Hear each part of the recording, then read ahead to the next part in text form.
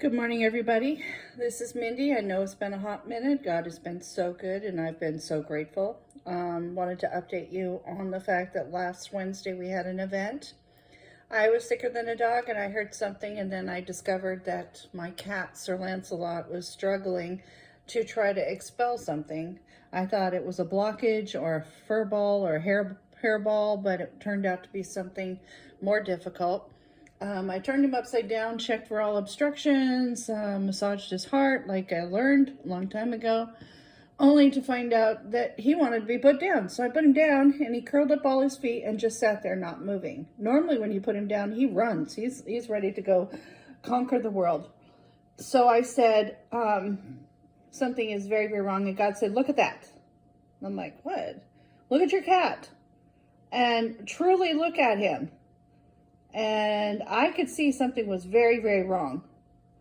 And it wasn't, I would never have picked it up if God hadn't said, look at it.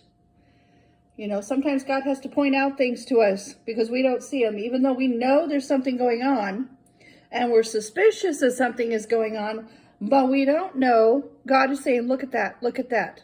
And I went, are we going in? He said, call the vet. So I called my emergency hospital, it's open 24 hours, and brought him in. They were backed up, so it took a while. We were there all night long. The diagnosis came back, congestive heart failure. His lungs were filling up with fluid. His heart was working too fast. And so now he's on diuretics. He's on blood clot prevention. He's got eye drops for his crusty eyes. Does he want to take any of that? No.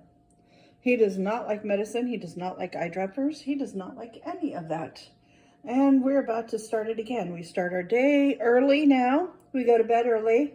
He gets his medicine around 8:10, and then we're in bed by 8:30, and then he gets his medicine at 7:10, and then I go to work right after that. Our lives have changed. No, don't chew on him, sir. Jack, he is not a play toy. Oh dear.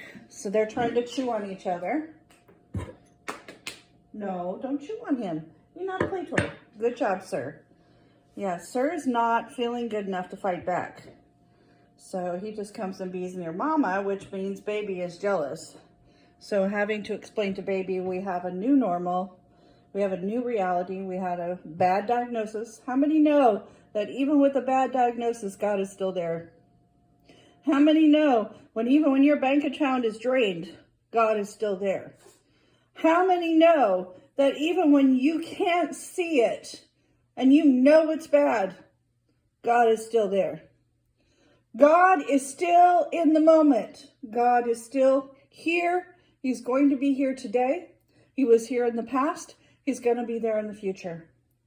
A lot of the prophets are talking about the shift. I felt the shift in July. My life just completely obliterated in July with the death of Sherman and with, looks like I just broke my chair. Okay, well, one more thing will be thrown out. Been doing a lot of purge lately. So God was showing me, you need to be over here. So I went completely from the left side of the plane praising and loving God to the right side with a select few of people. And I thought, what is this, God? This doesn't feel right. This is totally different, but I'm going to trust you anyway. And found out, guess what?